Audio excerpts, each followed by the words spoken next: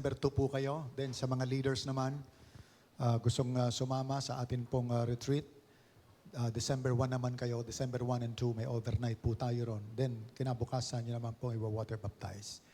Okay, God bless us. Thank you, Jesus. God bless you po. Sabihin nyo nga sa inyong mga kasama, masaya akong narito ka. Masaya akong narito ka. Masaya akong narito ka. God bless you. Masaya kami narito kayo. Hallelujah. Thank you, Jesus. Get your Bibles again and continue yung ating pag-aaral sa araw nito. Weapons of warfare. Ito yung nasa letter W ng ating pag-aaral. What Jesus Christ has done. He gave us weapons of warfare. 2 Corinthians chapter 10. And I will read from the following verses. Dito po sa Amplified Version ang ating gagamitin. For though we walk in the flesh as mortal men, we're not carrying on our spiritual warfare according to the flesh and using the weapons of men. Sabi niya, kahit kami lumalakad sa mundong ito na bilang tao, hindi namin dala-dala yung aming mga sandata na pang-tao, flesh and blood using the weapons of men. Hindi namin dala-dala ang armas na gamit ng mga tao sa digmaang ito. So dito ipinapakita ni Paul na meron nga. At then pagkatapos nito, binanggit pa, the weapons of our warfare, ang aming gamit pandigma or gamit sa digmaang ito, ay hindi physical. Hindi ito gawa ng tao. Hindi ito mga armas na gamit ng tao. Kung hindi, sabi niya, our weapons are divinely powerful. Divine, it comes from God. Sabi niya, yung armas na ito ay galing doon sa Diyos. Makapangyarihan ito for the destruction of the fortresses. Para sirain yung mga kuta. Para sirain yung mga fortress. Yung mga stronghold. And then binanggit niya kung ano ang labanang ito at ano itong mga stronghold na ito. We are destroying sophisticated arguments. Mga argumento, mga hinala, mga haka, mga imbento ng mga tao. Every exalted and proud thing, mga may kataasan, kayabangan, medyo may pagmamalaki, na mga salita at mga haka na nilalagay ang mga haka at kaisipang ito, it sets itself against the true knowledge of God. So sabi niya, ang labanan nito, sabi niya ay mga haka, mga imbento ng mga tao, mga bagay na may pagmamalaki na ikinokontra sa sinasabi na karunungan at kaalaman ng Diyos. Kinokontra nila ang mga karunungan at kaalaman sa Diyos at patungkol sa Kanya. So sabi niya, ang labanan, sirain natin yung mga argumento na yan, sirain natin yung mga kaisipang yan, every thoughts, sirain natin yan, wasakin natin yan, sabi niya, pati yung mga argumento na laban sa salita ng Diyos at sa karunungan ng Diyos, sabi niya, ibababa natin lahat yan, lalagay natin sa ilalim ng ating Panginoong Hesus at sa pagsunod sa Kanya. So notice, we take them captive. Notice ang sabi, every thoughts, every purpose, lahat ng layunin, adhikain, lahat ng isipin na laban kay Jesus Christ at sa Kanyang salita, sabi niya, ilalagay natin yan sa ilalim ng pagsunod kay Jesus. In other words, kung mayroong mga haka, argumento, mga mapagmataas na mga karunungang sinasabi, pag ito ay laban sa karunungan at sa salita ng Diyos, at laban sa sinasabi ng ating Panginoong Hesus, sabi niya, ibabaksak natin lahat yan. Lalagay natin yan sa ilalim kung saan, sabi niya, Susundin dapat niyan kung ano ang sinabi ni Jesus. So hulihin nating lahat yan, yung mga kaisipang yan, sabi niya. So yes, there is a war. Merong digmaan. Whenever we mention spiritual warfare, ayaw ng Biblia na magkamali tayo sa labanang ito. Ayaw natin, naisipin ninyo, na ang away na ito ay laban sa mga demonyong mga pangit, na katulad nung idinodrawing sa comic books, o kaya ay yung mga sinasabi sa Filipino folktale, mga tikbalang, mga manananggal, okay? Mga kapre, or sa English, nilagyan nila ng medyo mas maganda-ganda. Mga zombie, mga vampire. Now, hindi yun ang labanan. Amen? Ang pakikipaglabang spiritual or spiritual warfare ay hindi inilalarawan sa banal na kasulatan na nakikipaglaban ka ron sa mga bagay na yon. Although, sa banal na kasulatan, hindi rin i-deny na yes, meron ngang mga ganyang klase ng mga masasamang espiritu. Nagmamanifest, nagpapahayag sa pamamagitan ng mga tao. Okay? Kapag ang espiritong masama ay pumasok sa kaisipan ng isang tao, yung pag-uugali ng masamang espiritong yon ay dadalhin ng tao. So mas maraming mga masasamang espiritu at mga kaisipan nito ang tinanggap ng tao, magiging yung bagay na yon na ipinanukala sa kanya, pinaisip sa kanya, naging gawin niya na, so ang taong yon ay maaaring mag-ugali na kasama o kamukha ng espiritu na siyang nagdala sa kanya sa ganong klaseng kaisipan. But remember, ang labanan, sabi niya, ay spiritual. Hindi yung tao ang ating kalaban. Spiritual battles is not flesh and bones. Flesh and blood. Although yung pagmamanifest or yung pagpapahayag ng espiritong yun na masama, makikita sa mga tao. So you must learn to distinguish yung tao at saka yung kaisipan na pumapasok sa kanya, of which tayong lahat. Amen? Sa panahon ng ating buhay, pumapasok yan, nagtatangkayan, and would you believe, araw-araw. Araw-araw pumapasok yan. Na moment pa lamang ng isang tao ay makaramdam, for example, ng medyo kakaiba sa kanyang katawan, nandun kagad ang kaisipan na nagsasabing, pinasok ka na ng sakit. Wala ka pa namang nakikita sa iyong katawan, iisipin mo na kagad, may sakit ako. Okay? So, ikaw naman, nasa sayo kung ikaw'y maniniwala. Amen? Sa kanyang sinabi, sa kaisipang yon, or yung sinasabi ng salita ng Diyos. Pag alis pa lamang ng mga anak, na meron ka ng pag-aalala, nako, baka yung mga anak ko ma-hold up. Nako, baka yung mga anak ko ma-kidnap. See? Pumapasok ka agad yung mga masasamang baka, then ikaw ay maaaring makadama ng pagkabahala. So what happens? Either ikaw'y maniniwala na yun galing lang sa isip mo yon, or merong nagsasuggest sa'yo. Okay? So ang kaaway ay merong mga panukala, meron siyang mga haka, meron siyang argumento laban sa sinasabi ng salita ng Diyos. And ito ang kanyang tricks mula pa nung araw. Ito ang tricks niya mula pa nung araw.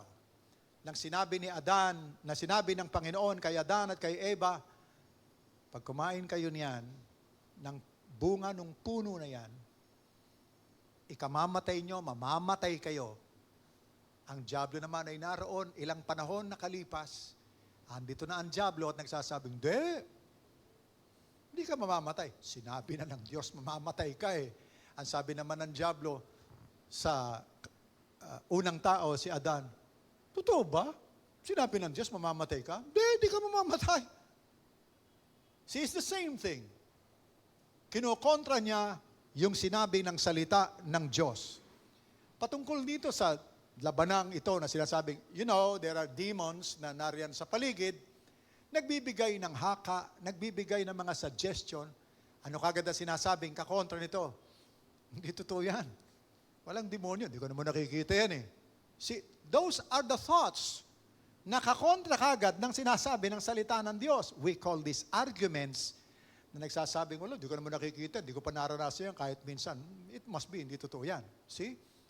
So, kakontra kagad ng sinasabi ng salita ng Diyos. That is spiritual warfare.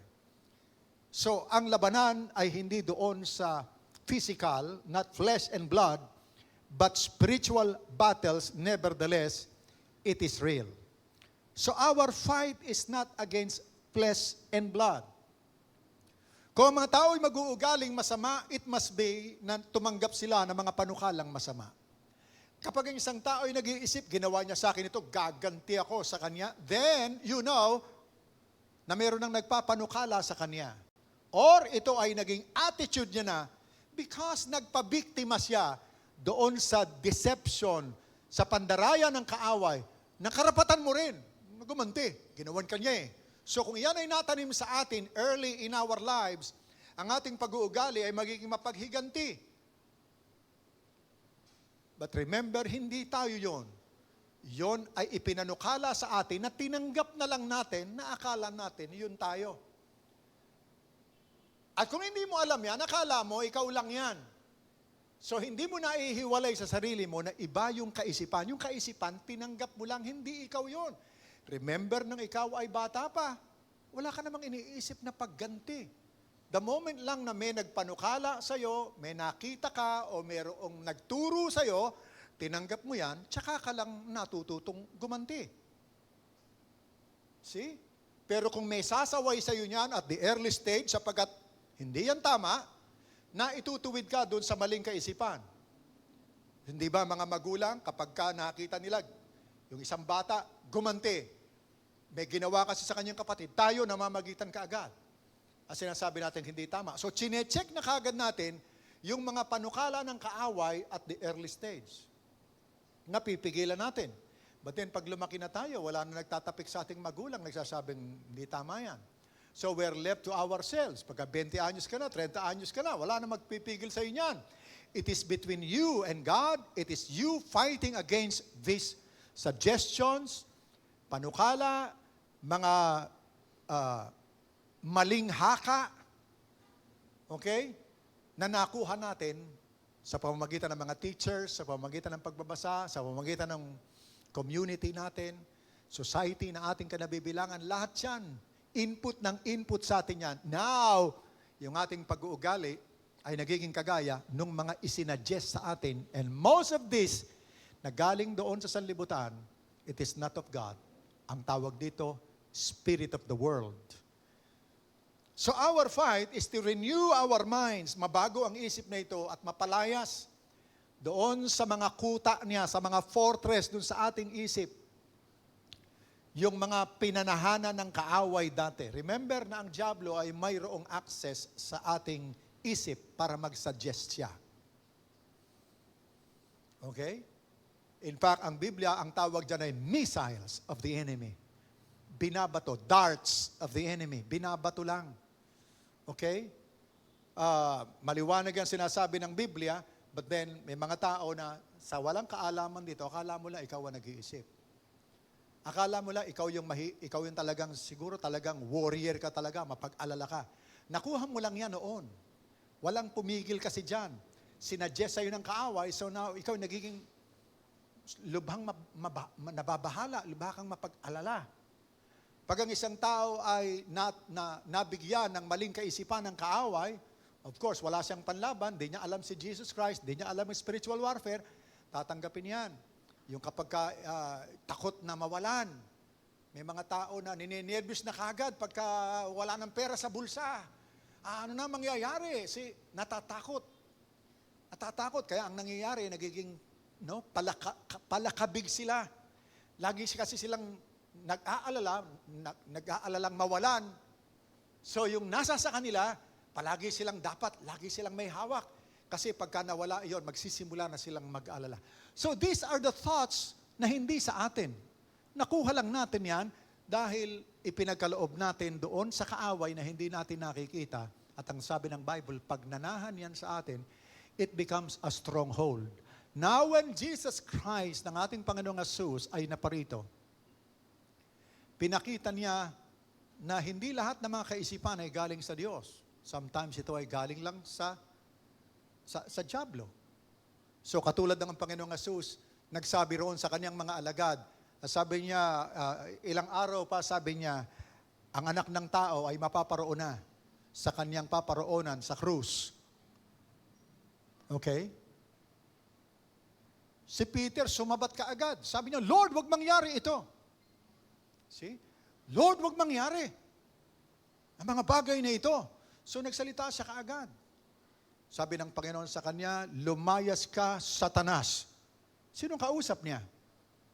Si Pedro nagsalita, pero ang kinakausap ng Panginoon ay si Satanas. Sabi niya, lumayas ka, Satanas. Hindi mo iniisip, o ang iniisip mo lamang ay yung pangtaong kaisipan. At hindi mo alam yung mga kaisipan ng sa Diyos. So that means, alam ng Panginoong Jesus na ang labanan ay hindi si Peter, hindi niya nalalaman yung kanyang sinasabi, pero may nagpanukala sa kanya. Kaya sabi ng Panginoon, lumayas ka, Satanas. Sabi niya, puro pangtao lamang ang iyong iniisip. Amen? So dito pinapakita yung distinction. Yung tao, amen, hindi pinaparatangan ng Panginoong Jesus. Itong taong ito, alam niya na ang labanan, outright, ang mga suggestion na ito ay galing dun sa kaaway. So ang nire-rebuke niya o ang sinasaway niya, na sinabi naman ng Biblia, resist the devil and the devil shall flee from you. So this is our warfare. Hindi ito laban sa vampira, sa manananggal, sa kapre, sa tiyanak. No. It is warfare in our thoughts, kaisipan. At yung bunga nito, kapag nasakop na ang mga tao, malupit, kasiraan, pagkawasak, that's why, sabi ng Bible, take every thoughts captive to the obedience of Christ. Sabi niya, pasunurin mo yan, yung isip na yan. Okay? Yung masamang isip na yan, ipailalim yan sa pagsunod kay Jesucristo. That means, kung ano sinasabi ni Jesus, that's what we believe. Hindi yung ating mga haka, yung ating mga personal na mga opinion, doon tayo nagkakaroon ng kapahamakan. So there is a battle. The main battle is in the minds of the people. Kung tayo personal battle natin to take control of our minds na ito kinakailangang mapa sa ilalim sa mga isipin ni Jesucristo. Kung tayo naman ay may nakikita doon sa kapwa natin, pamilya natin, boss natin, or whoever na naroon sa ating sphere, no? Yung sphere natin, yung ginagalawan natin, nandun sila, and then nakikita natin, for example, ang isang tao ay nagiging masama ang kanyang nagiging pag-uugali. Sabi nga, hindi natin matiis. We must look at the situation na, well, it might be. Unawain natin sila, merong nasa likod nila na siyang nagpupush sa kanila kung bakit gano'n ang pag-uugali nila. So now, naibubukod natin ang tao. Remember, Jesus loves people. He hates the devil. He hates the demons na naroon sa mga tao. Jesus loves the sinners, but He hates the sin. So mahirap paghiwalayin yan sa mga ordinaryo natin, pinagkakabit natin, yung tao, yung pag-uugali niya, siya na yun. No, si Jesus, binibigyan niya ng distinction. Merong mga tao na nag-uugaling gayon kasi marami ng masyadong impluensya ang mga demons at mga maling kaisipan na inilagay sa kanyang kaisipan. And that's why yung pag-uugali niya ay ganon. Our job, our task is baguhin ang isip ng mga tao, baguhin ang isip natin, take control of this, and then we walk in victory at tayo ay ginagamit ng Panginoon upang yung ibang mga tao ay matulungan natin. So spiritual warfare is about changing minds so that the mind of God or yung tinatawag nating godly culture, yung kultura, pag-uugali ng Diyos, yon ang maging pag-uugali natin at maging pag-uugali ng mga nasa paligid natin na may impluensyahan ng ating ugali or ng ating katatayuan sa Panginoon. Nakataya ang mga tao rito. People are the spoils of war. Kapag ang mga minamahal natin na nasasakupan natin or nasa paligid natin ang siyang nagiging biktima nito, alam natin ang nakataya ay ang kaluluwa at kapalaran ng mga kasama natin sa ating bahay, especially yung ating mga anak. Sila ang nakataya, sila yung biktima, sila yung spoils of war.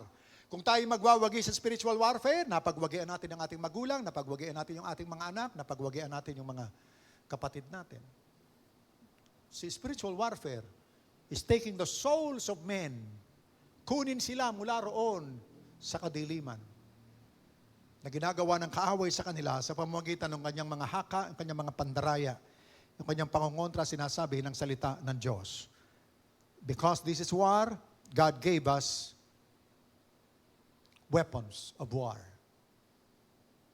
Chapter 6, verse 10 ng aklat ng Ephesians, sabi rito, Finally, my brethren, be strong in the Lord and the power of His might. Take to you the whole armor of God, verse 12. Okay?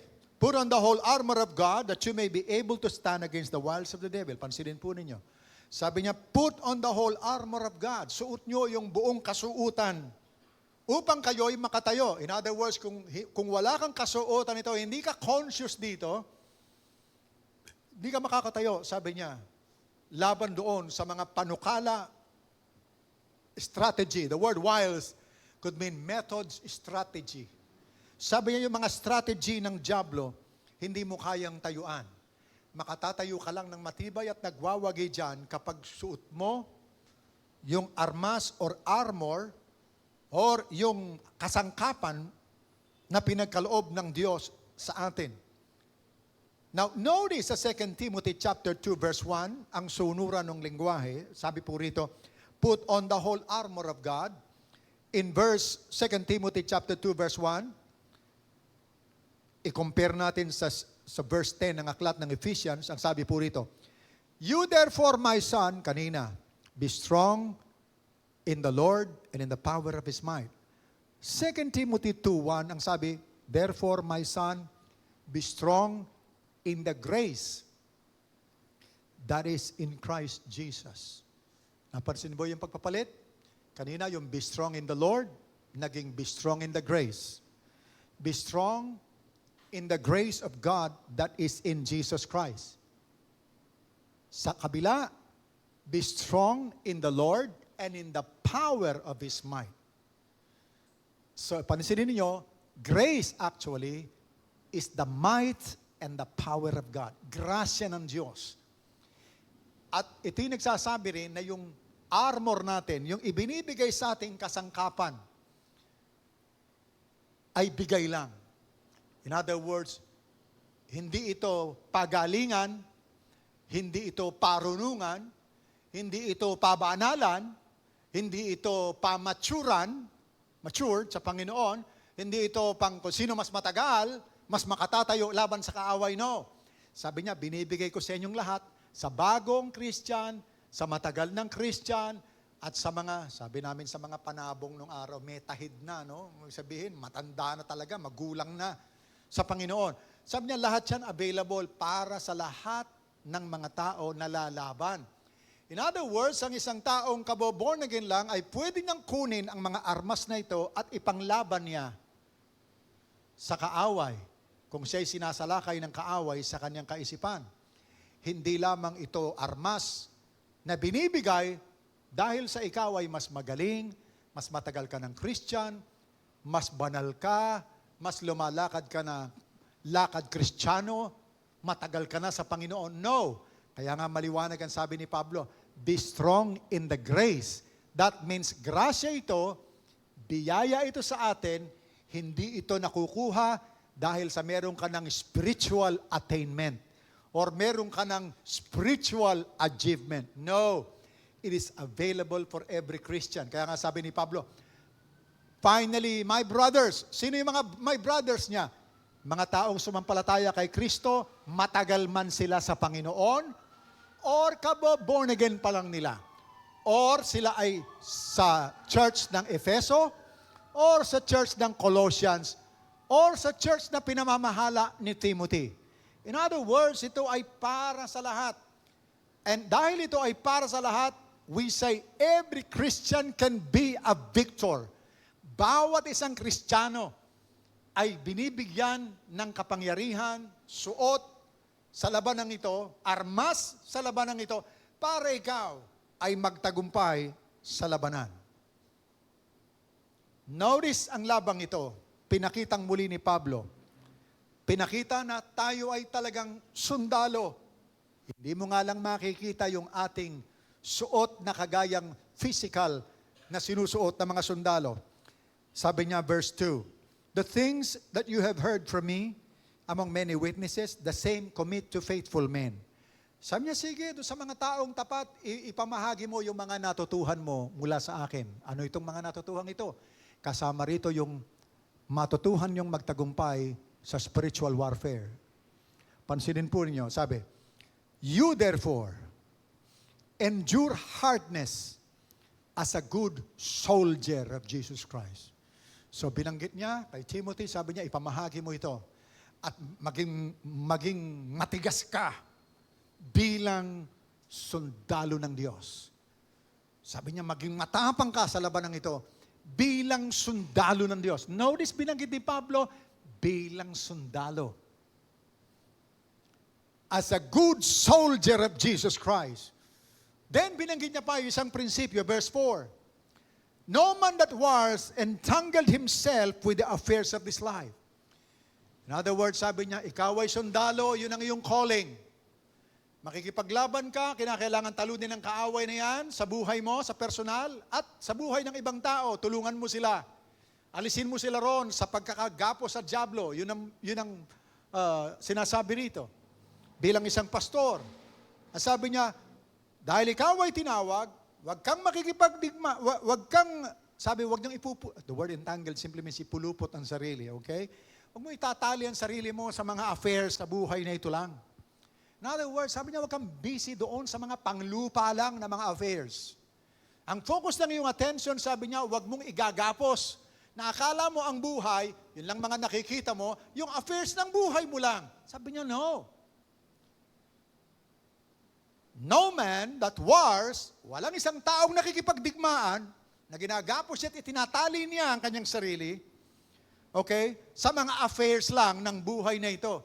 So sinasabi ni Pablo, hey, hindi lamang, ang buhay, hindi lamang itong nakikita mong ito. There is life after this, and there is a spiritual battle going on.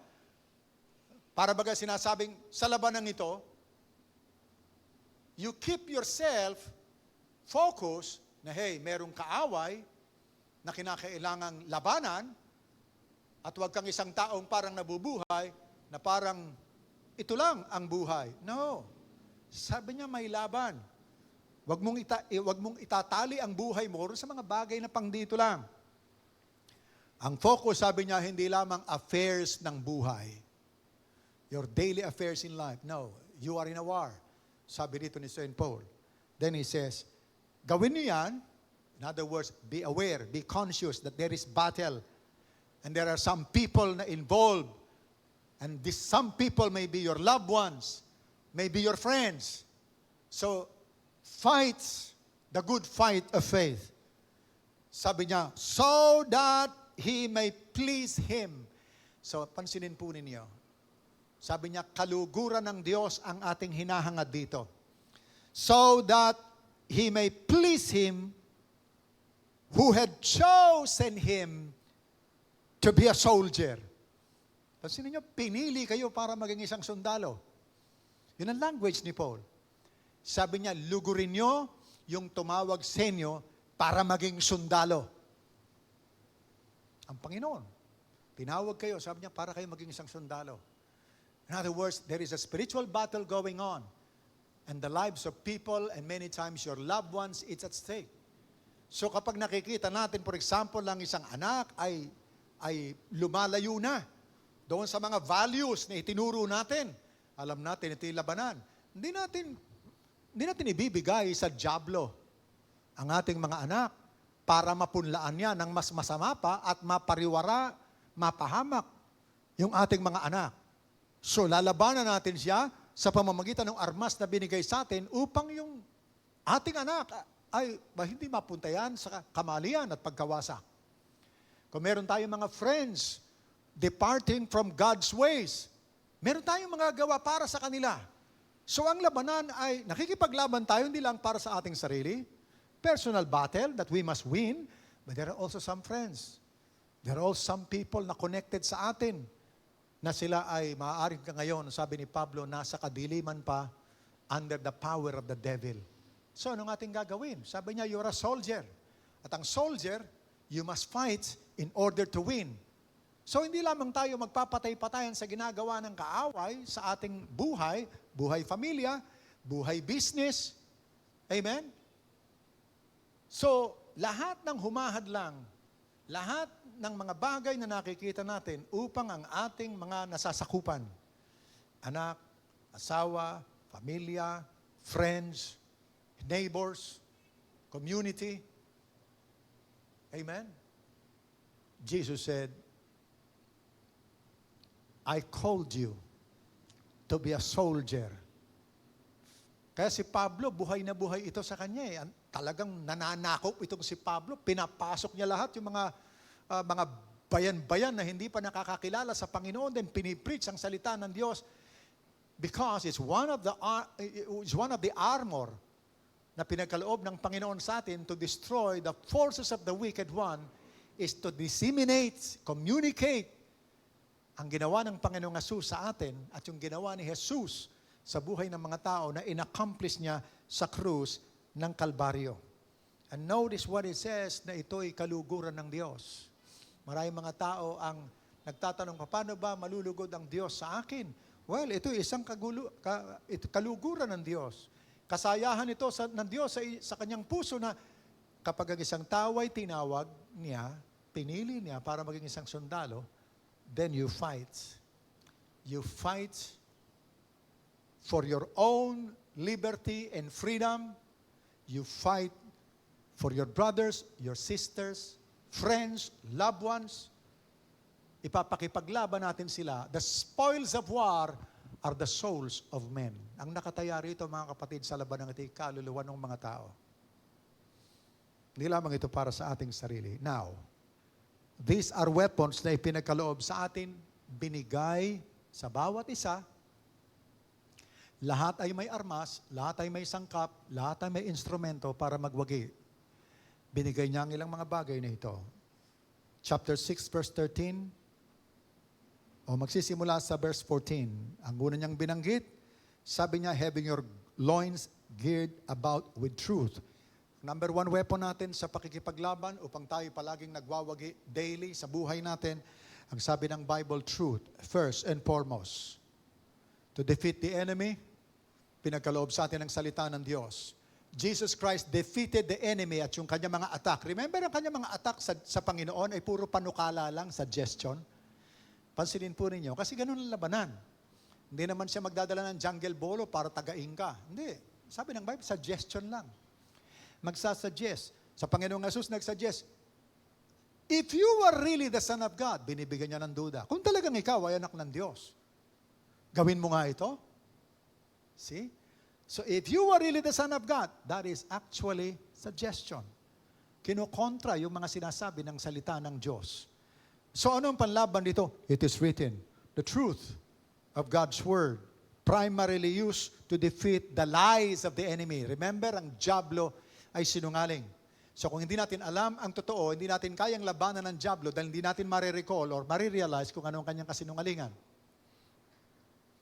The devil is a liar and the father of it. John chapter 8, mula sa verse 43-44. Sabi niya, the devil is a liar and the father of lies. Andaraya siya. Siyang kanyang panlaban ay ang kasinungalingan. Kakontra ng mga sinasabi ng Diyos, that's a lie. Lahat ng nagkokontra sa sinasabi ng salita ng Diyos ay kasinungalingan. So, ang panlaban natin ay truth. Then he said, verse 14, breastplate of righteousness. Sa uniforme ng pandigma ng mga Romans, siyempre, iba noon, no? Iba ngayon ang suot nila. Ang isa sa mga uniforme nila ay yung bakal na nakalagay doon sa kanilang dibdib. Upang kapag kami nagpakawala ng pana, pag tinamaan sila, hindi tatama ng matindi. Parang pinaka-bulletproof vest nila ito. Nung araw, ito ay ginagawa sa pamagitan ng maliliit na mga hibla na ang bakal ay ginawang parang sinulid, then pagkatapos ay ihabi, i-weave nila, and then magiging itong sangkap nila sa dibdib. Anong tawag ni Pablo rito? Righteousness. Breastplate of righteousness. Sa ating personal na laban, lagi nating aalalahanin na tayo ay matuwid sa harapan ng Diyos. We are the righteousness of God in Christ. Kasi ang isa sa mga pangunahin na punla ng kaaway sa isip natin ay deception. Ang pagsasabi sa atin na hindi tayo matuwid, na ikaw ay, sino ka para magsabing ako walang kasalanan?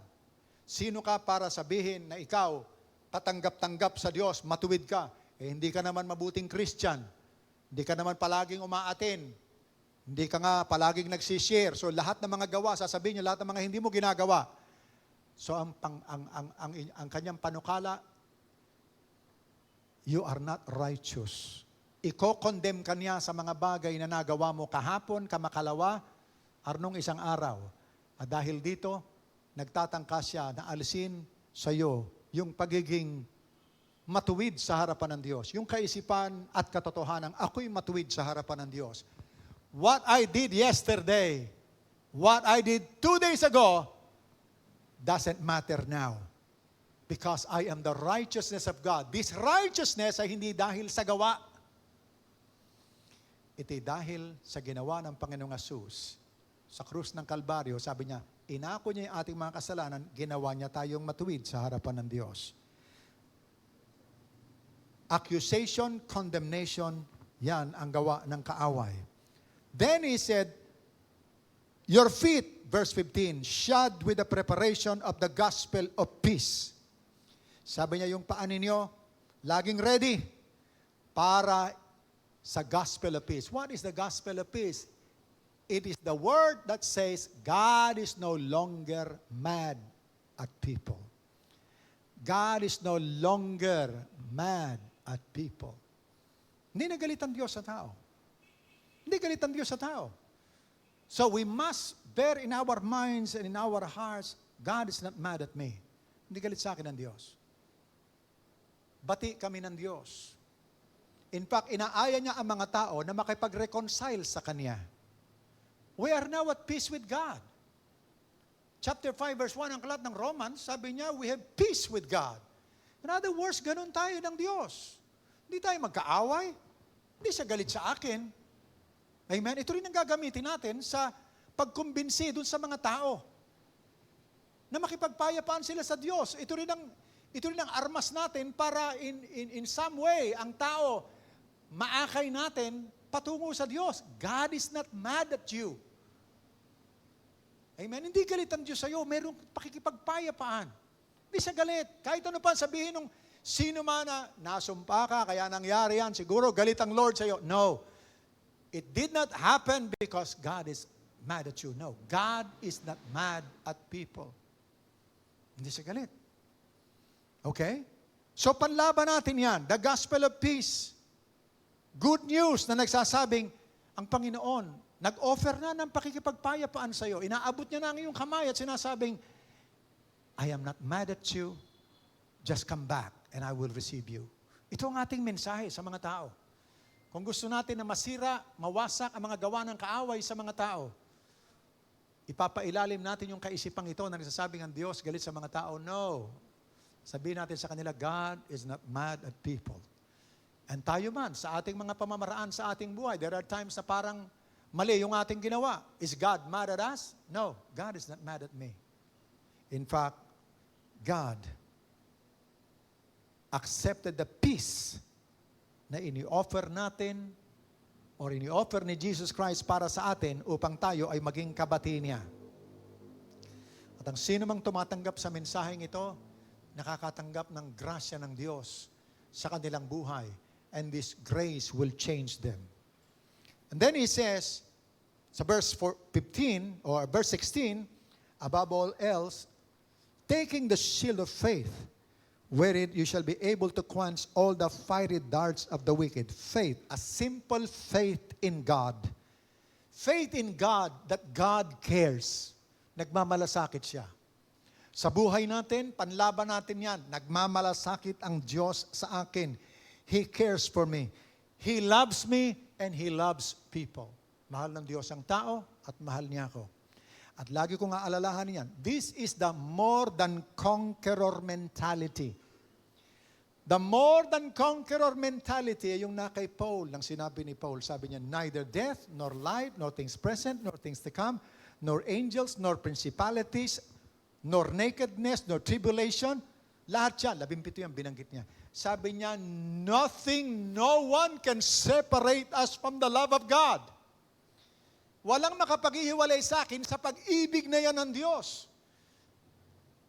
Amen? He always loves me. So the Bible tells us, yun ang more than conqueror mentality. And I think it solves the 99.9% ng lahat ng problema natin sa mundong ito.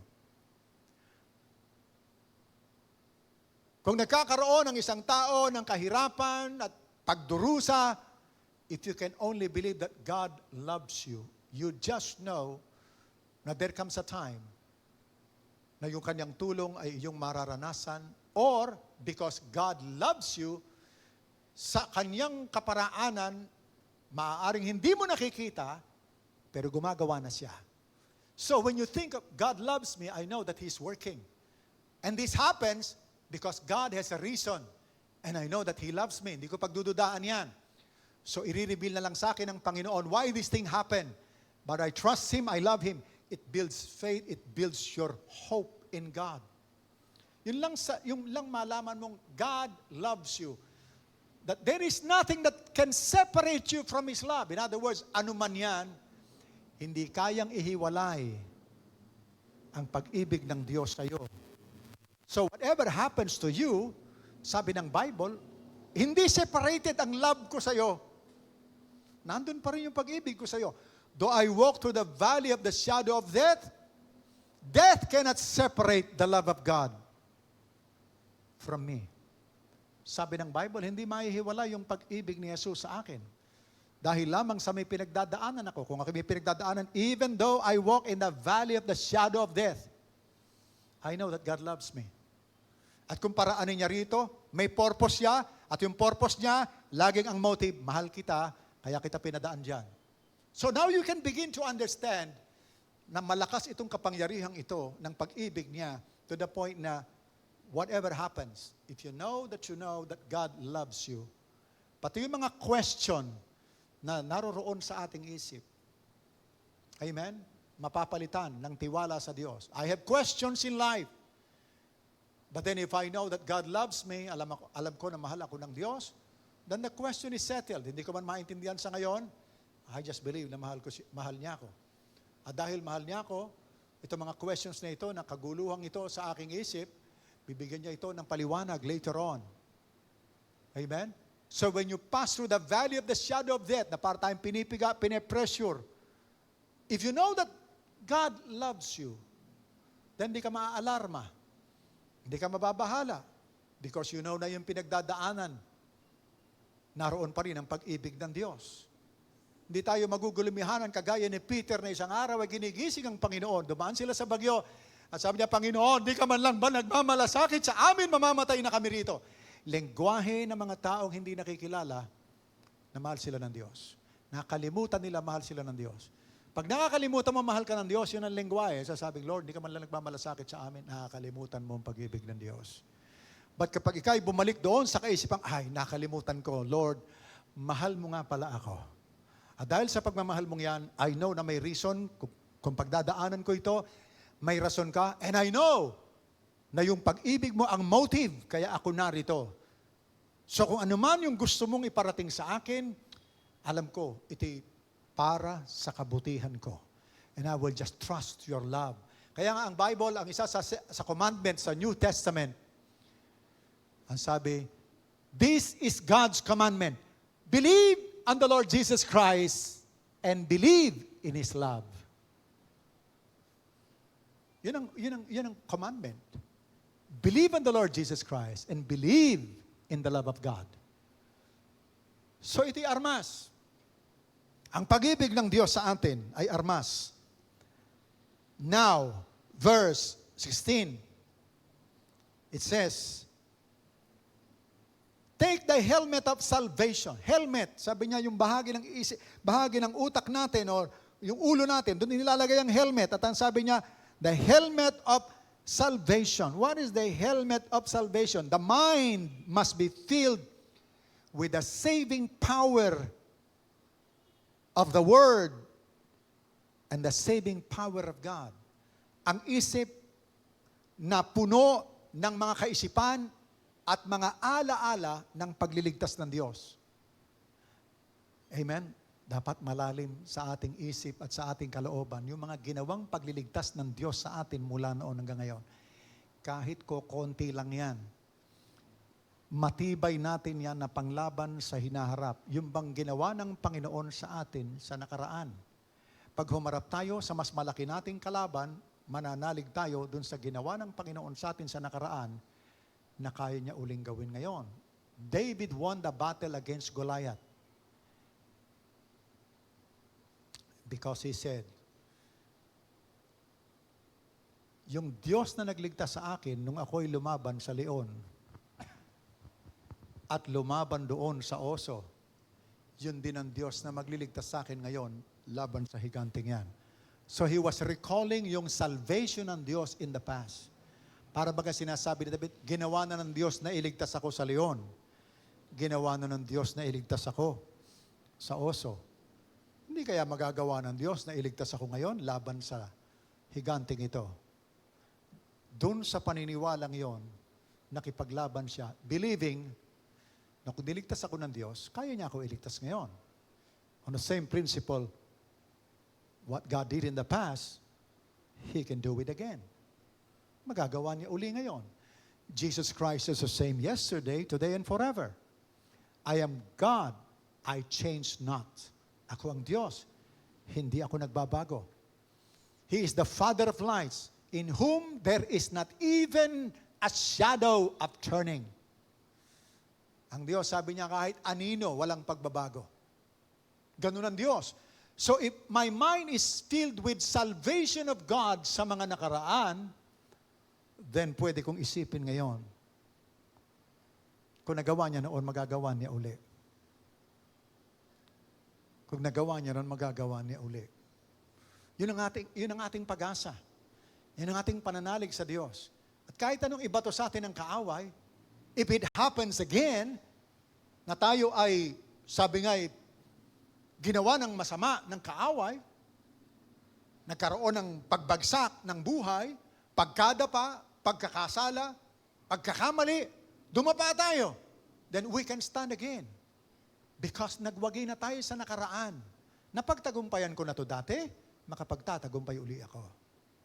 Because what God did in the past. Our minds must be filled with this.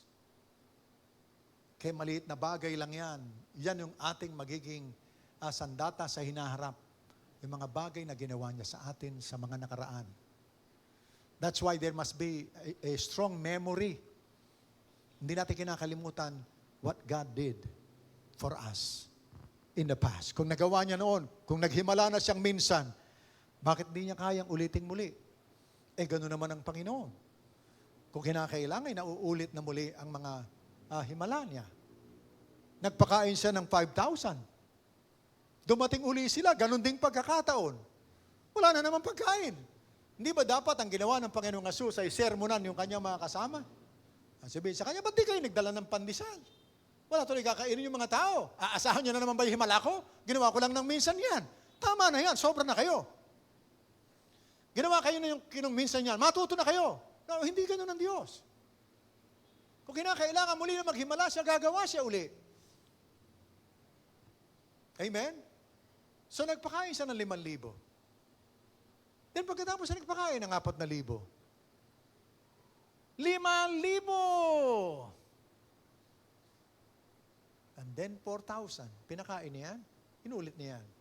At yung mga pagpapagaling niya, paulit-ulit. Amen?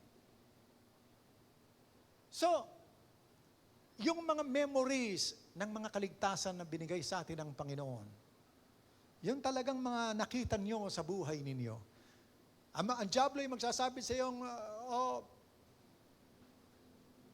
hindi ka na siguro sasagutin ng Panginoon. Dahil sabi mo sa kanya yung rason na bakit ka naniniwala. Pwede mo sabihin sa kanya, mas mahirap pa nga rito yung kinalagyan ko doon nung sagutin ako ng Panginoon. Para yan lang, mas magaan yan. Amen? Parang ibinati ko rin sa isang kasama natin na nagkaroon na ng sasakyan. Bago. Sabi ko, kung binigyan ka ng Panginoon ng kotse, bibigyan ka ng Panginoon ng gasolina. Kasi kung naibigyan niya na mas malaki, ba't niya kaya ibigay yung mas maliit? Amen? So kung ginawa niya sa akin yung mas malalaking bagay noon, gaano na ito? So we must learn to trust in what God has done in the past and bring it to your remembrance as you fight the enemy in your daily battles in life. Then he says, and the sword of the Spirit, which is the Word of God. The word here, there are 2 Greek words ng salitang word sa Bible for your information. One is the word logos, meaning the saying of God na nakasulat.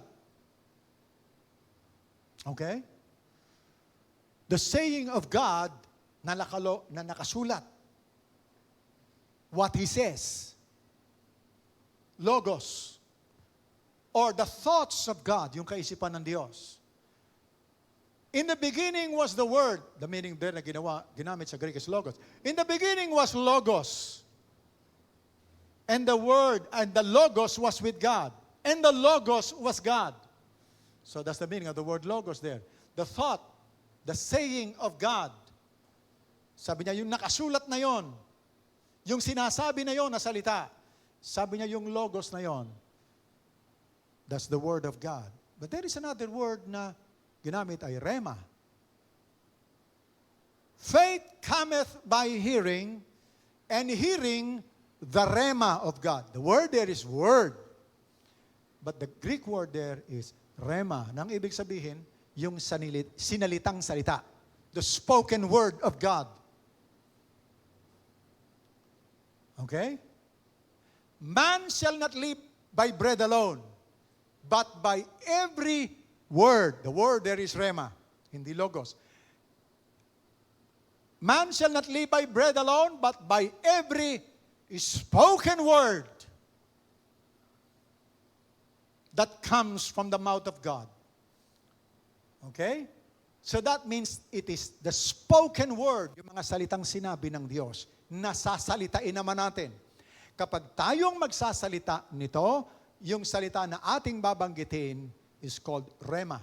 So ang labanan dito, ang sabi, we declare God's word with God's given authority. Sabi niya, yun ang espada ninyo. Kumbaga sa labanan, yun ang pantabas ninyo ng tenga ng kaaway. Naunuhan niyo po ba ako? Yun ang panabas ng dila ng kaaway na nagsasalita. The rema of God. The spoken word of God. Sabi niya, the sword of the Spirit, which is the spoken word of God. It cuts out the enemy. Sabi niya, tinataga nito ang kaaway. Itong pinaka-jungle bolo natin. Kaya pag sinabi natin, ito ang sinasabi ng salita ng Diyos. When you speak it, para yung tinataga ang kaaway, okay? Para nyo siyang, no? Para yung winawasiwas yung jungle bolo sa kanya when you say, it is written. And then, sinasabi mo, kino-quote mo, yung spoken word of God. Or, it also means the thought of God, yung kaisipan ng Diyos na galing sa salita ng Panginoon, that at that time, yon ang ipinapaisip sa iyo ng Panginoon. When you speak it, that's Rema. So ang logos ay yung mga nakasulat na salita na sinabi ng Diyos. Okay?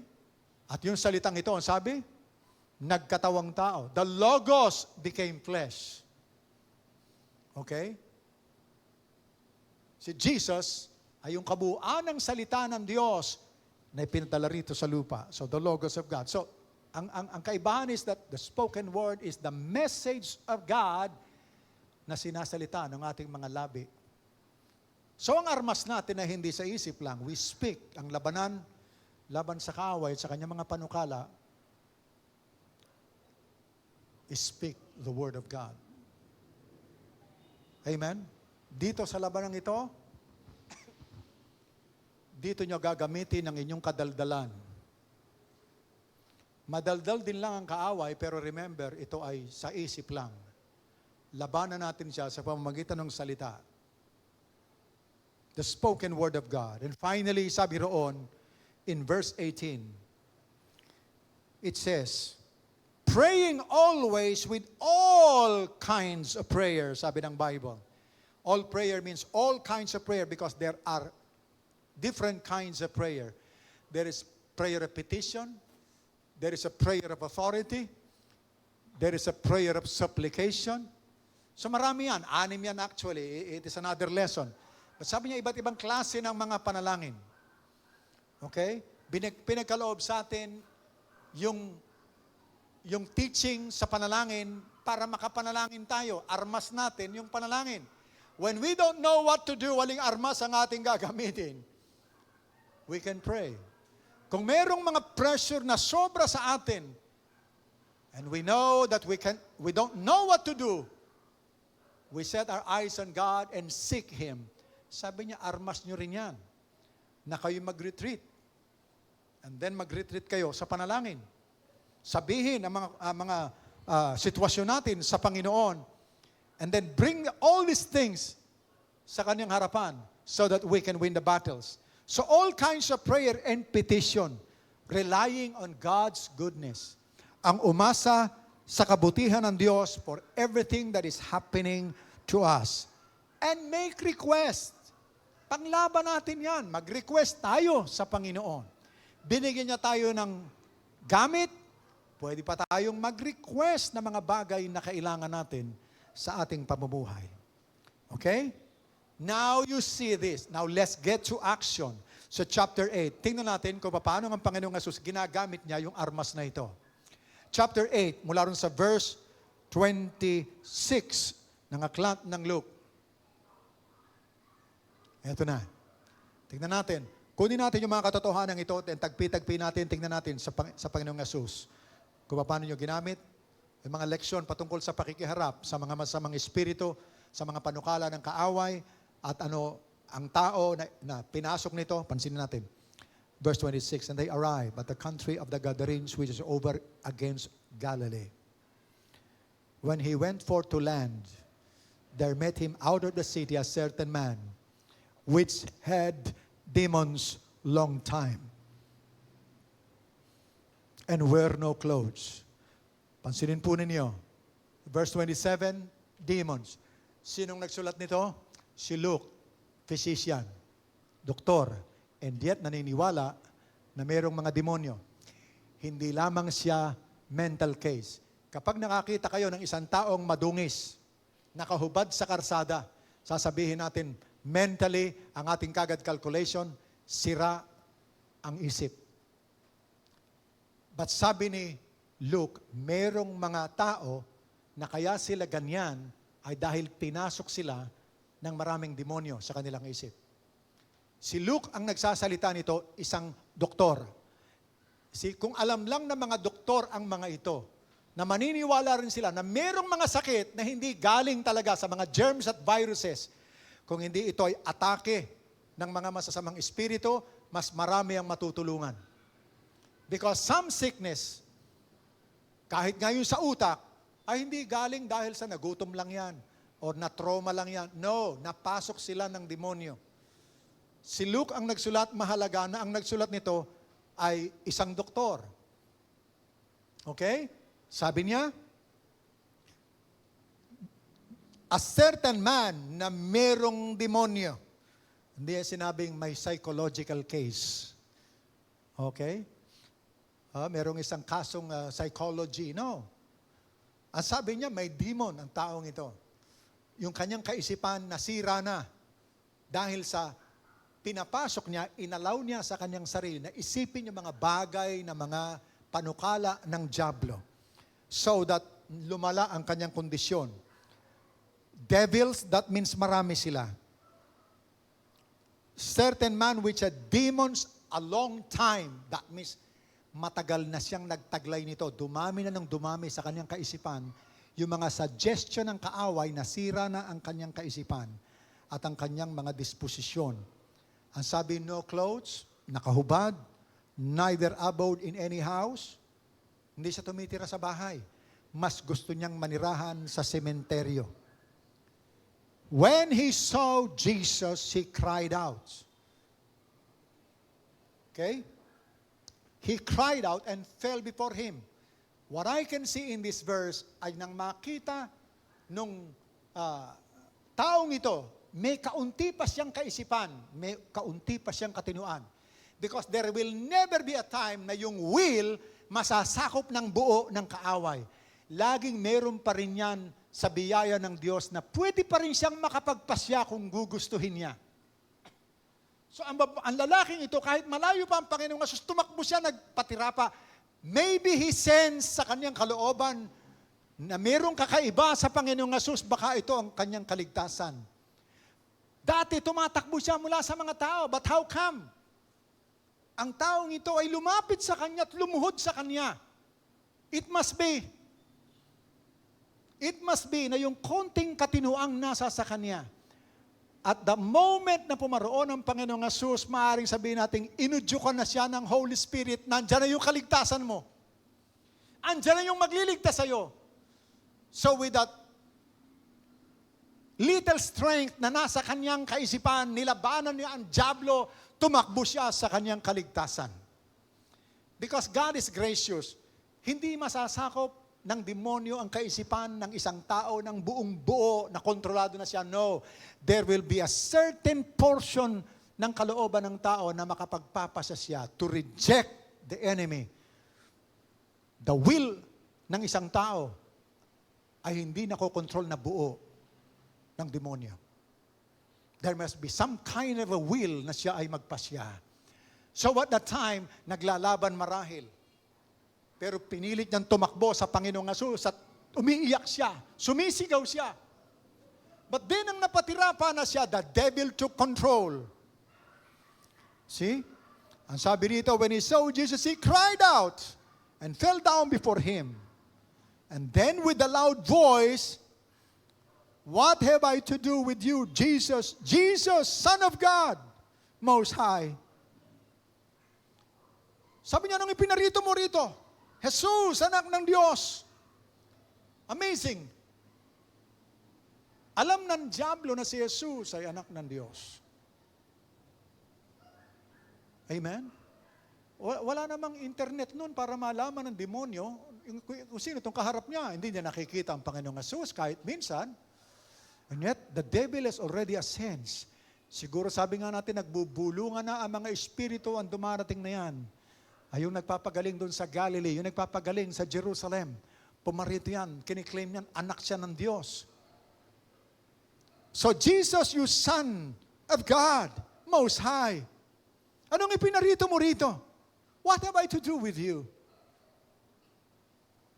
Amen? Pansinin po ninyo. Kinonfront na ng Panginoong Jesus ang lalaking ito, ang nagsasalita ay ang demonyo. Because you will see na ang Panginoong Hesus ay hindi nakikipag-usap doon mismo sa tao. Verse 30. Jesus asked him, ano ang pangalan mo? And then the demon said, Legion. Tila baga gusto pang takutin ng Panginoon. Ang Legion ay nangangahulugan ng mga 6,000 soldiers sa matatawag nating batalyon natin. Yung batalyon kasi 1,000. Isang army batalyon is 1,000. Pag tinawag na Legion, 6,000 yan. 6 na batalyon. Sabi niya, ang pangalan ko yung Legion. Ibig sabihin, marami kami. Para bagang tinatakot pa ang Panginoong Hesus. Dahil sa dami niya, dami nila, hindi ka uubra sa amin. At walang problema sa Panginoong Hesus kung gaano sila karami. Every knee shall bow in heaven and in earth in the name of Jesus Christ. Every knee shall bow. So ang sabi po dito, tinatakot niya ang Panginoong Hesus. Sabi niya, Legion kami. But then, pinalalayas na siya ng Panginoong Hesus. Iwanan mo itong taong ito. Okay? And the Bible tells us, they besought him.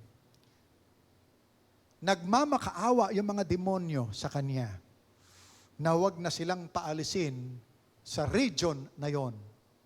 May teritoryo ang diablo. Even in the book of Revelation, ang Panginoong Hesus mismo nagsasalita patungkol sa teritoryo niya. Sabi niya, alam ko kayong mga kabilang sa church sa Pergamos. Sabi niya, alam ko na nauupo kayo o nariyan kayo sa luklukan ng upuan ni Satanas. Nandyan kayo sa lugar na yan. Ibig sabihin, yung teritoryo na yon talagang napasok na ng diablo na itong lugar na ito talagang pag-aari niya. Sa Bible, ang tawag dyan ng Bible ay principality. Yung mga pinakapinuno na mga demonyo na nakokontrol ang isang buong syudad. See? So ang Panginoong Hesus mismo nagsasabi, may teritoryo sila. At pinalalayas ng Panginoong Hesus sa teritoryong ito ang mga demonyo. Sa lumayas kayo rito. Pinapaalis niya sa teritoryong yon. Ang sabi nila, huwag mo kaming paalisin sa teritoryong ito. Okay? Sabi niya, nagmamakaawa sila. Nagmamakaawa sila na huwag silang paalisin sa teritoryong yon. At ang pagmamakaawa nila, sabi, pwede bang kahit sa baboy na lang kami? See? Pinapakita rito yung kapangyarihan ng Panginoong Hesus, malakas. At kung kung alam natin itong kapangyarihan ito, itong gamit na itong armas na ito, suot-suot natin, then we can face the enemy. Squarely. Ito, yung mga pinasok ng demonyo, hindi mo nakikita, pero ang pagpapahayag nasa tao. Yung tao mismo nag-aasta. Pero sa Panginoong Hesus, magkaiba sila. Kinakausap ng Panginoong Hesus ang demonyo kasi ang demonyo na nagsasalita, hindi na yung tao. Alam ko ito. I have seen this. Kanina, pinatuto ko nga sa mga kasama natin. No? Si Brother Romel Lorenzo, nandyan kanina. Sabi ko, Brother Romel, naalala mo, pinalayas natin yung demonyo doon. Tinawag ako sa bahay ng oras ng gabi. Merong isang kapitbahay doon, may kakilala na Brother Romel. Pinuntahan namin yun. Talagang issue ng malaki kasi mga tao, nandun na sa ibaba ng bahay dahil nagkakagulo na nga sa taas. Nagkakagulo na, nagwawala na, tapos wala nang kilala yung kabataang babae roon. Tapos, iba na ang kilos, iba yung mata. Yung lahat na ekspresyon ng isang tao na pinasok ng isang masamang espiritu. Pumasok kami roon, alam ko ang aking karapatan. Pagpanik ko, ilang saglit lang, lumayas ka sa pangalan ni Jesus. Pagkatapos kong sabi, bumaksak na siya, matino na yung bata. Yun ang nangyari sa akin. Saka lang ako nagpakilala. Sabi ko, tinawag ako ng mga kaibigan mo rito, ng mga kasama mo, ng mga pamilya mo. Ito nangyari sa'yo, hindi mo alam. Binigay mo yung sarili mo dun sa kaaway. And explain ko, tapos sinabihan ko siya patungkol sa Panginoong Hesus. See? Wala silang kapangyarihan sa atin kung alam natin yung ating karapatan. See? Ito'y pinakikilala ng Panginoong Hesus, malayo pa lang, ang Panginoong Hesus kilala na. And this is us now. Ito na tayo ngayon. Remember si Pablo, kapag nagpapalayas ng demonyo? Sabi sa Bible, sa Aklat ng Mga Gawa, merong tinatawag na mga anak ni Sceva, sons of Sceva. may pinasok ng demonyo ron. Amen? Pinasok ng 7 demonyo yung isang bata, sons of Sceva. And then pagkatapos dumating si Pablo, amen? Nagsalita rin itong mga demonyong ito. Sabi niya, parehong lingwahe.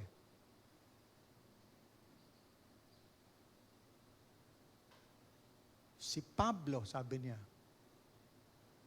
Kilala nila si Pablo. Mamamangha kayo sa mga magagawa ng dyablo dahil ang layo pa ni Pablo, kilala na siya. Sabi niya, pinapalayas ko na kayo sa pangalan ni Jesus. Laya sila. I think I mentioned to you, nandiyan sa Lakandula, tinawag ako isang araw, matagal na. Tinawag ako, meron pinasok po ng demonyo doon. Siya, punta naman ako. Bata pa akong pastor noon. Pagdating ko pa lang doon. Umakit pala ako sa hagdan. Pagpasok ko, kilala kita. Sabi ng bata, hindi kailan kami nagkita. First time. Ikaw yung pastor ng Binida. Pagka na pa rito. Sabi ko, alam mo na rason kung bakit ako nandito. Dapat kang lumayas sa pangalan ni Jesus. Pagka sabi ko, lumayas ka sa pangalan ni Jesus, wala kang karapatan dyan sa batang yan. Malis ka. Malis ka agad. Pagkatapos yung bata tumumba. Tapos pagising niya, wala na siyang maalala. Ba't ako na... ano nangyari sa akin? See? Ito nagpapahayag lang sa mga tao. But mas matindi rito, yung mga hindi masyadong nano-notice ng mga tao, yung mga panukala niya, suggestion, just like, hindi ka na makakasumpong na mas maganda pang business dyan, huli mo na yan. O kaya naman, hindi ka na makababangon muli.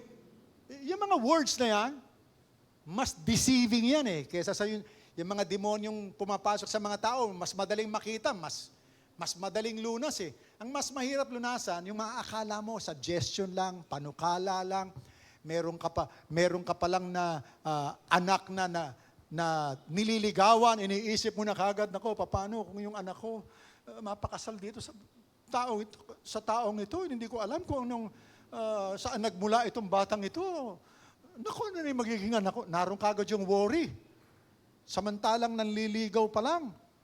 Nandun na kagad yung pag-aalala, ano kakainin ng aking mga apo? O kaya naman, may nakapalang na kung ano. Naku, ano na to? Ito na yung lahi namin, breast cancer na ito. Nandun na kagad yung takot. Akala mo ikaw lang. Pero hindi mo alam, pinapasok ka na ng masamang espiritu na nagsasabi sa iyo, matakot ka. So mag-iisip ka na ngayon. Yun ang mas mahirap Kasi akala mo, ikaw lang nag-iisip. Hindi mo alam, ang diablo na ay nakakapasok, nagbibigay sa iyo ng mga suggestion na mas masama para lalo kang mangamba, lalo kang matakot, lalo kang manginig, at mawala ka sa katinuan. Amen? So, mas mahirap yon. Dito, mas madali. Ang point natin dito is that in actual situation ng mga spiritual warfare, ang makikita nyo, ang kapangyarihan ng Panginoong Hesus ay mas mahigit sa kanila. Amen? Nakapagpapalaya siya. At ang ginagamit niya ay yung salita. Lumayas ka. Sa spiritual warfare, pinapalayas ang mga masasamang mga panukala, kaisipan ng diablo. Pansinin po ninyo sa aklat ng James chapter 4, I think it is found in verse 7, nang sabi roon, resist the devil, and he shall flee from you. See, sabi po rito, resist the devil. Sabi niya, resist him. Paano ba mag-resist? You say, I resist you. Hindi kita pinapayagan dito sa pangalan ni Jesus. Layas. Or sa kaisipan. Amen? Pwede natin sabihin, ay, yung mga panukala mo, yung mga panukalang ito na masasama, galing sa demonyo, galing sa diablo, sa pangalan ni Jesus, I resist. And the Bible tells us, then he will flee from you. Aalis siya. Wala siyang magagawa. Wala siyang magagawa. Now, pansinin niyo, submit yourself to God. So, ibig sabihin dito, mas panaligan mo yung sinasabi ng salita ng Diyos. Kaysa sa roon sa mga haka ng mga tao na, wala yan, ano yan? Talagang likas ka lang matatakutin. Kasi kinukubli ng diablo na siya yon. Ang isa sa mga kadyag lakad ay huwag nating makita at makilala na totoo siya.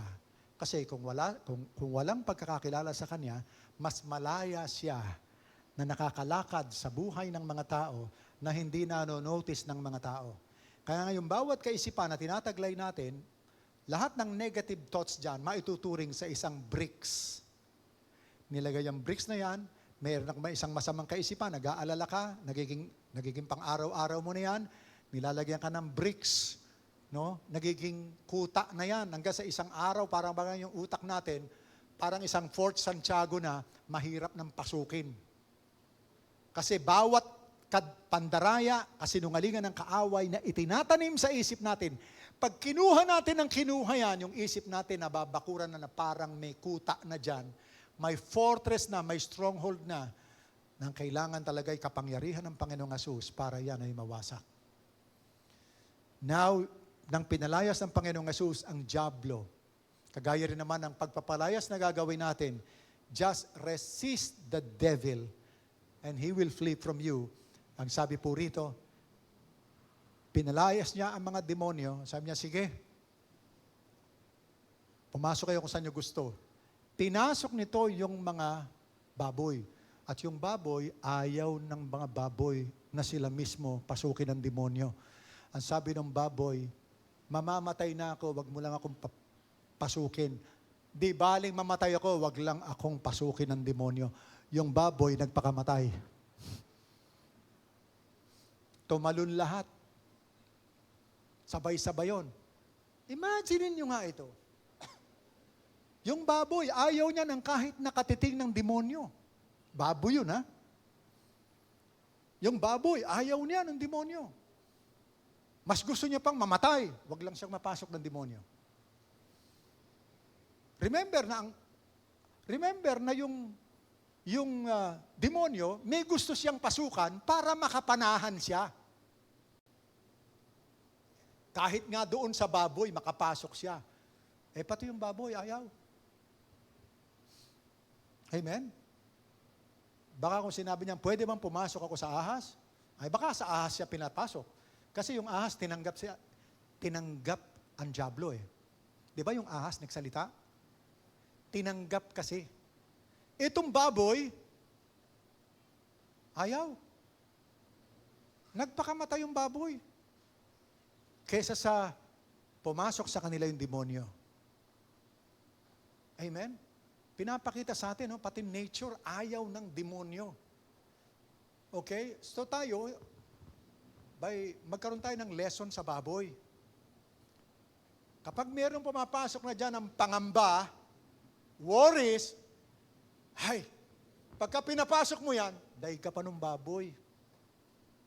Yung baboy, inaayawan yun eh. Ayaw niyang mapasok siya ng demonyo, kaya nagpakamatay na lang eh. Ikaw naman, huwag mong papapasukin yung mga mga panukala ng kaaway. Yung mga pananakot niya, yung mga worries niya, yung mga hopelessness, yung kawalang pag-asa, yung mga pinapanukalan niya sa'yo, hindi ka na makakaahon. Hindi ka na makalulusot dito. Dead end ka na rito. No way. Wala ka nang himalang maiintay dito. Yung mga lingwahe na yan, na ipinapanukala sa atin ng kaaway, amen, dapat katulad tayo ng baboy, ayoko niyang thought na yan. Amen, ayoko ng thought na yan. Ayoko ng kaisipan na yan. Amen? We must fight. We must fight by the weapons of the warfare. Now, pagkatapos na umalis, yung mga masamang espiritu, ang sabi, ang bigla, matino na kagad yung tao. Ang sabi ng Bible, then, the devils went out of the man, and then, tumakbo yung mga baboy doon sa kamatayan nila. Ang sabi po rito, then, ang mga tao naglapitan sa Panginoong Hesus. Sa tinignan ko ano nangyari. They went out to see what was done, and they came to Jesus and found the man of whom the devils were departed, sitting at the feet of Jesus, clothed, and in his right mind. Sabi, ayos na yung isip niya. Umalis lang yung demonyo, nasa right mind na siya. So there is a right mind. Amen? What is the right mind? Maayos na. Kung tayo tayo sa atin, meron tayong right mind. Ano ang ating right mind? Payapa, magalakin, masaya, punong-puno ng pag-asa. Yan ang mga right mind. Ang iniisip natin, future, ganda ng buhay, pagpapala ng Diyos, grasya. Kapag yan ang laman ng iyong isip, right mind. Wrong mind, nag-aalala ko, hindi ko ito kaya. Talo na naman ako. Pinapabayaan talaga ako ni Lord. Wala siyang malasakit. Hindi niya ako mahal. Lahat ng lengguwaheng yan, it's coming from the wrong mind. The right mind, ang sabi ng Bible, yung tao, maayos na yung isip niya. Amen? So ang spiritual warfare actually ay maisoli sa tao yung right mind. Nakipaglaban ang Panginoong Hesus sa mga demonyo para ang tao magkaroon ng tamang kaisipan because the battle is in the mind. Kapag na-eliminate na natin yung mga worries, anxieties, fear, no?